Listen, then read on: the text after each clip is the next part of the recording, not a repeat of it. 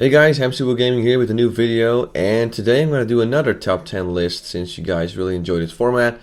And I also really enjoy making these types of videos because it allows me to delve deep into all the items of WoW Vanilla and up. So this time I'm going to be talking about my top 10 favorite weapons from WoW Vanilla. There were a lot of weapons to choose from, so once again it was hard for me to nail it down to 10 items. But I think I got it together, so here we go. Starting at number 10, we have a very iconic vanilla weapon, which is the Arcanite Reaper. This axe became really famous after Mindflame made the video Escape from Orgrimmar, where a warrior named Killjoy was wielding this axe screaming, "Arcanite Reaper! Ho!" Yeah, that. Apart from that, it just looks really good and had great stats for a blue axe to go with, so it deserves that number 10 spot on this list. At number 9 we have the best possible caster weapon in WoW Vanilla, which is Atiesh, Great Staff, the Guardian. The stats alone are just completely insane, and to actually get this staff you had to do a lot of work and pre-quests. For starters, you needed to gather 40 splinters of Atiesh, which dropped from bosses Index Rammus. Then you had to get the base of Atiesh from Cthulhu, which is the last boss in AQ40, and then you had to kill Kel'Thuzad to get the staff head of Atiesh. Once you've done that, you had to go to Stratholme to exercise the evil spirit of Atiesh, and then you would finally get your weapon. So yeah, you can definitely say the questline was as legendary as the weapon itself. I couldn't really find any statistics on how many people had the staff back in Vanilla, but I'm guessing it was only a handful of people, which made this staff probably the most rare weapon in the entire game during WoW Vanilla. So why is it so low on the list? Well, that's the problem. Barely anyone had it, so I don't have any memories of seeing someone wielding it, at least on my server. And besides that, it just doesn't really look that interesting. I know that it's supposed to look like this because it was once the staff of Medivh, but it just doesn't take away from the fact that it's just not as epic in terms of looks compared to other legendary weapons in WoW Vanilla, so it stays on the number 9 spot. Number 8 is sort of a tie, because it's one weapon, but technically it's two. I'm talking about Benediction and Anathema. Every beginning raider who rolled a priest wanted to get the staff. Badly. Not only was it amazing for healing, it also had an evil twin called Anathema, and the fact that it could transform from a holy priest staff into a face-melting staff for shadow priests makes this item all the more special. Number 7 is an item that I hold very close to my heart, because it's a staff that I wore for a very long time while raiding. I'm talking about the Will of Arlok. I had to run Zul'Gurub over 20 times to get my hands on this damn thing, but it was totally worth it. Not only does it have great stats, but it's basically a giant copper head on top of a staff. I mean, how cool is that? Obviously this item doesn't compare to the amazing stats such as Atiesh. And as soon as you got into Blackened Lair, AQ40 and Next 40, the staff became kind of obsolete. But it's an item with a lot of memories, which is why it's on number 7 on this list.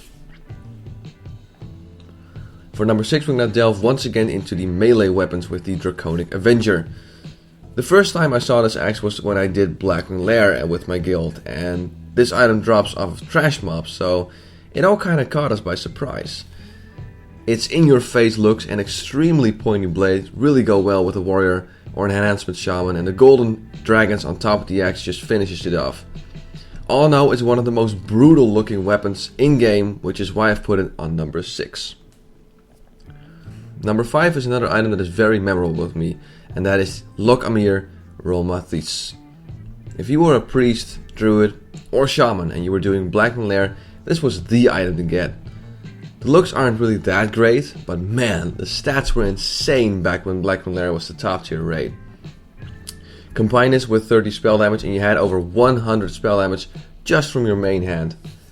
People who had this before AQ40 and Next came out were well known on my server, and you could wear this item and show off to everyone that you killed Nefarian, and that you had, at that time, one of the best main hands for casters in the entire game.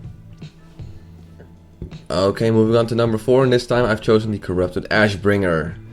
We all know the Ashbringer and its epic tale, so in terms of lore, this might just be the number 1 weapon of Vanilla. Not only is it epic in terms of lore, it also spawned an event at Scarlet Monastery, which is definitely worth watching.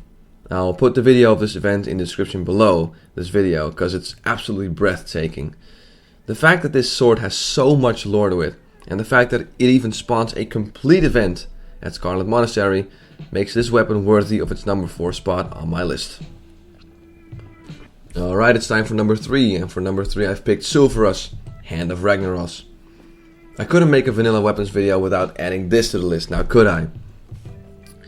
I think pretty much anyone can remember the rank 13 shaman called Unbreakable and his PvP video, where he wrecks tons of people with this amazing weapon. And that video might have been the most popular PvP video in WoW Vanilla, and it made Unbreakable a player many people were aspiring to be one day, such as myself. I remember having a level 40 shaman that I didn't really do anything with, but after I watched that video I instantly got to leveling, hoping that one day I could also do amazing Wind Fury crits. That day never came, unfortunately, but regardless, this weapon is an absolute classic and one of the most well-known weapons from the vanilla era, so it definitely deserves to be number 3 on my list. Okay, for number 2 I've chosen the End of Dreams. To many people this item might not be that memorable, you might even call it ugly, and while I agree that it doesn't look as striking as Sulfurous or the Draconic Avenger, this item was pretty much my dream item back in WoW Vanilla. As you might know, I played a druid in WoW Vanilla, so I obviously show a bit more love to weapons aimed towards druids, and this weapon was every druid's wet dream. The first time I saw this weapon was in Orgrimmar. There I was, wielding my Will of Arlok, hoping to become a crit monster of a Moonkin one day, when suddenly I saw this mace. My jaw dropped. The stats were completely insane, and that extra attack power for Pharaoh forms just made this, apart from maybe Atiash, the best druid weapon in the entire game, and for that reason it's number 2 on my list. Alright, before I reveal my most favorite weapon of WoW Vanilla, let's talk about some honorable mentions first. Weapons that didn't quite make the cut but are still worth mentioning, and we're going to start off with the Warden Staff. Basically this could also count for the Trindlehaven Staff, the Long Brightwood Staff and a few others, since they all have pretty much the same model, but it's pretty much for the Warden Staff in particular, because what you're looking at right now is the very first epic item that I managed to get in WoW World of Warcraft Vanilla. That's right, when I was level 45 I managed to get my hands on this staff, and you have to realize that this was back when epics were very rare, so I had many people who whispered me on how awesome it was and where I got it, so that's why it's in here. It's my very first epic item in WoW ever. My second honorable mention is Ashkandi, Great Sword of the Brotherhood. Another epic weapon that dropped from Nefarian, and still one of the best looking swords to this date in my opinion. It was a close call between this or the Draconic Avenger, but personally I just like the Draconic Avenger a bit more. However, it really does deserve an honorable mention since it was one of those iconic vanilla weapons that many people wanted to get their hands on. Another honorable mention is the Headmaster's Charge, which is the only epic staff that could drop outside a rage which was not binds on equip. If you've ever watched World of Warcraft, you know the staff. You know about Mute's struggle to get this staff and how he ran school events over 200 times trying to get the staff. Just like the Arcanite Reaper, it became quite a famous staff with only a handful of people who had it just because of the ridiculously low drop chance it had. There's no exact information on what the drop chance was, but WoWWiki speculates that it would have been somewhere around 0.1 to 0.2%. Other than that, I never really got why people wanted it so bad. Sure, it's epic, but the stats were kinda garbage to be honest. No spell damage, no crits, no hits. If I would be able to go back in time, I would have just told Mute to pick up a Azulian Ceremonial Staff for 150 gold in the auction house, because it's a lot better than this one. Still, it's a very memorable item, so it deserves to be mentioned in this video. My last honorable mention will be the Untamed Blade. I basically put it in here because of how it looks. I don't have any personal memories with this blade, but man, does it look good, and it still catches my eye when someone is wielding it when I'm playing on Warsong. So, hey, that's why it's in here. Alright, it's time to talk about my favorite weapon of WoW Vanilla, and that is Thunder Fury, Blessed Blade of the Windseeker. Yeah, you saw this one coming, didn't you?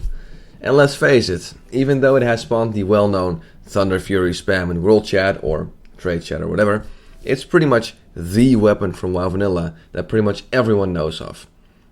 It involves an epic quest chain where first you need to get the left and right halves of the bindings of the Windseeker, which drop in Molten Core. After that you go to High Lord Demetrian, which gives you the Vessel of Rebirth. And after that you need to get yourself 10 enchanted Elementium bars. And keep in mind that in WoW Vanilla these things were extremely rare to begin with. And you also need to go back to Molten Core to kill Ragnaros, which drops the Essence of the Fire Lord. Once you've done all of that, it's time to summon Thunderon, and you also needed a raid group to bring him down, by the way. So, you know, after all that trouble, it was time to finally claim your legendary weapon, and legendary it was. The first time I saw this weapon is when someone linked it in general chat in Orgrimmar. I was completely stunned at how awesome it looked, and not only that, the weapon itself was too big for the item preview screen when I tried to check it out. I thought to myself, holy shit, that's one good looking two-hander. Only to find out a few seconds later that this is a one-handed sword. That's right, a one-handed sword that is bigger than most two-handed swords in WoW Vanilla. Also, many weapons in WoW Vanilla that had a chance of hits had a pretty effective but simple buff or debuff.